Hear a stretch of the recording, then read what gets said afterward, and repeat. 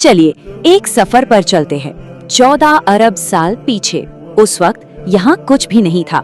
सोच कर देखिए, न कोई सितारा, न कोई गैलेक्सी, न जमीन, यहाँ तक कि वक्त भी नहीं। तो जब कुछ भी नहीं था, उससे ठीक पहले क्या था? साइंस कहती है कि पूरी की पूरी यूनिवर्स एक छोटे से बेहद घने और गर्म पॉइंट में बंद थी। इसे सिंगुलैरिटी कहते हैं। और जानते हैं सबसे दिलचस्प बात क्या है? कुरान में भी बिल्कुल ऐसा ही एक कॉन्सेप्ट मिलता है। एक लफ्ज है रतकन, जिसका मतलब है एक बंद चीज या कोई ऐसी चीज जो सिली हुई हो। और फिर एक धमाका हुआ। कुरान इसे फतह कहता है, यानी हमने उसे फाड़कर अलग कर दिया। एक जबरदस्त क्रिएटिव एक्ट। तो सवाल ये उठता है, क्या ये बस एक कॉस्मिक एक्सीडेंट था, या फिर ये किसी बहुत बड़े ग्रैंड प्लान की शुरुआत थी? इस सवाल का जवाब हमें क्रिएशन के प्रोसेस में ही मिलता है। तो चलिए शुरू करते हैं अपने पहले सेक्शन से, 6 दिन का मंसूबा, और देखते हैं कि सब्र और एक प्रोसेस के पीछे क्या हिकमत छुपी है। अक्सर एक सवाल जहन में आता है ना, कि अगर अल्लाह चाहता तो कुन फयकुन हो जा और सब कुछ पलक झपकते ही बन जाता, तो फिर इस यूनिवर्स को बनाने में अरबों साल क्यों लगे? बस यही क्रिएशन का पहला सबक छुपा है। ये एक सोचा समझा प्रोसेस था। मकसद जल्दी नहीं बल्कि परफेक्शन था। अब यहाँ एक बहुत ज़रूरी पॉइंट है। जब हम 6 दिन सुनते हैं तो हमारे दिमाग में 24 घंटे वाला दिन आता है। लेकिन सोचिए, उस वक्त तो ना सूरज था ना ज़मीन, तो ये 24 घंटे वाले दिन कैसे हो सकते हैं? असल में अरबी ज़बान में जो लफ्ज़ है योम, उसका मतलब सिर्फ एक दिन नहीं होता। इसका मतलब एक लंबा अरसा, एक दौर या एक एपॉक भी होता है। तो ये 6 दौर, ये 6 एपॉक्स गुजरे कैसे? चलिए देखते हैं। स्टेप 1, पहले 2 दिनों में यूनिवर्स का जो फंडामेंटल मैटर है वो बना। स्टेप 2, अगले 2 दिनों में जमीन को बिछाया गया, उसमें मिनरल्स डाले गए और उसे पहाड़ों से एंकर किया गया। और स्टेप 3, आखिरी 2 दिनों में इस पूरी वसी कॉस्मोस को 7 अलग अलग आसमानों में बांट दिया गया, एकदम परफेक्ट ऑर्डर में। तो ठीक है, यूनिवर्स बन रही थी, लेकिन एक मिनट, जब जमीन बन रही थी, जब सितारे रोशन हो रहे थे, तो इस खाली वीरान यूनिवर्स में अल्लाह की इबादत, उसकी तस्बीह कौन कर रहा था? ये सवाल हमें अपने अगले सेक्शन पर ले जाता है, अनदेखा ऑपरेटिंग सिस्टम। इंसान के बनने से बहुत बहुत पहले एक और मखलूक बनाई गई थी। एक ऐसी मखलूक जिसे इस पूरी यूनिवर्स का निज़ाम चलाने की जिम्मेदारी दी गई, फरिश्ते यानी एंजल्स। देखिए, हम सोचते हैं ना कि लॉज ऑफ फिजिक्स जैसे ग्रेविटी, ये सब खुद ब खुद काम करते हैं, लेकिन इस्लामिक पर्सपेक्टिव के मुताबिक हर एक फिजिकल लॉ के पीछे फरिश्ते हैं। वो इस यूनिवर्स के अनदेखे ऑपरेटिंग सिस्टम हैं जो अल्लाह के हुक्म से हर चीज़ को चला रहे हैं। और इनकी तादाद कितनी है, इसका अंदाज़ा लगाना भी मुश्किल है। नबी मोहम्मद सल्लल्लाहु अलैहि वसल्लम की एक हदीस से इसकी वुसअत का पता चलता है। हदीस कहती है कि आसमान में 4 उंगलियों के बराबर भी ऐसी जगह नहीं जहां कोई फरिश्ता सजदे में न हो। सोच के देखिए, ये यूनिवर्स कभी खाली थी ही नहीं, ये हमेशा से इन नूरानी मखलूक से आबाद थी। अब आते हैं अपने तीसरे सेक्शन पर, और यहाँ से चीज़ें सच में बहुत ज़्यादा इंटरेस्टिंग हो जाती है। सेक्शन का नाम है 7 आसमानों के राज।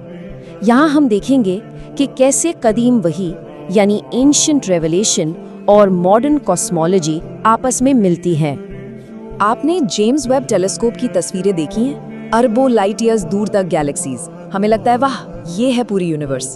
लेकिन कुरान एक ऐसी हकीकत बताता है जिसे सुनकर होश उड़ जाते हैं। ये सब कुछ, हर सितारा, हर गैलेक्सी, हर ब्लैक होल जो हम देख सकते हैं या कभी देख पाएंगे, ये सब का सब सिर्फ पहला आसमान है। तो अगर ये सब सिर्फ पहला आसमान है, तो सोचिए दूसरा कितना बड़ा होगा। इसके लिए एक बहुत ज़बरदस्त एनालॉजी दी गई है। इमेजिन कीजिए एक बहुत बड़ा वसी और अरीज सहरा, एक डेजर्ट, और उस डेजर्ट में आप एक छोटी सी अंगूठी फेंक दें। बस यही निस्बत है पहले आसमान की दूसरे आसमान के मुकाबले, और ये सिलसिला 7 आसमानों तक जाता है। हर अगला आसमान पिछले वाले से कहीं ज्यादा बड़ा है। इसका पैमाना हमारी सोच से भी परे है। और ये तो बस शुरुआत है। जरा इस कंपैरिजन को देखिए। चीजें जो साइंस ने पिछली सदी में डिस्कवर की हैं, कुरान ने 1400 साल पहले बता दी थी। जैसे 1929 में एडविन हबल ने बताया कि यूनिवर्स एक्सपैंड कर रही है। कुरान में लिखा है और हम ही इसे फैला रहे हैं। आज हम ब्लैक होल्स को जानते हैं, कुरान उन्हें छुप जाने वाले और सफाई कर देने वाले सितारे कहता है। एक और चीज, साइंस ने पता लगाया कि लोहा यानी आयरन जमीन पर हमेशा से नहीं था, ये आउटर स्पेस से आया है। और कुरान कहता है और हमने लोहे को उतारा। ये सब वाकई गौर करने वाली बातें हैं।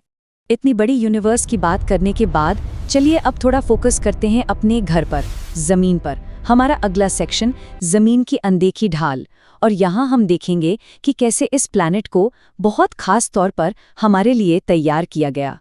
देखिए, आउटर स्पेस एक बहुत ही हॉस्टाइल, खतरनाक जगह है। वहाँ से लगातार जानलेवा रेडिएशंस ज़मीन की तरफ आती है। अगर इस रेडिएशन को रोकने के लिए कुछ ना हो तो ज़मीन पर जिंदगी नामुमकिन है, सब कुछ जलकर राख हो जाएगा। लेकिन कुरान कहता है कि ज़मीन की हिफाजत के लिए एक महफूज छत यानी प्रोटेक्टेड रूफ बनाई गई। तो ये महफूज छत है क्या?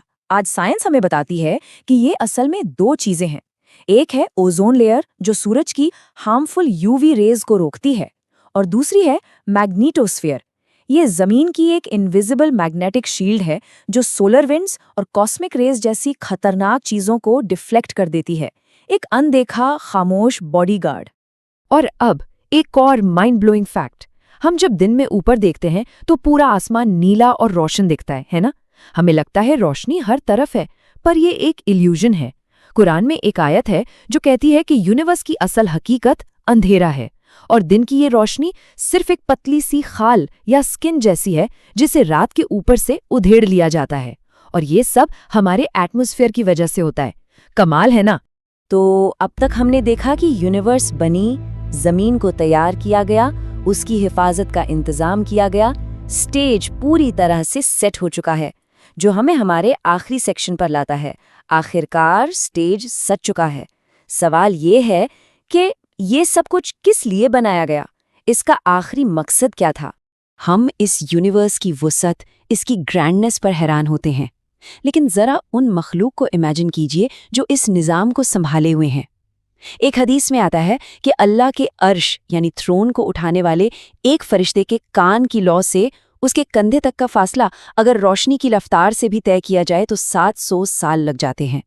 जरा इस बारे में सोचिए, 700 साल लाइट की स्पीड पर, सिर्फ उसके कान से कंधे तक। ये हमारे तसव्वुर से बाहर है।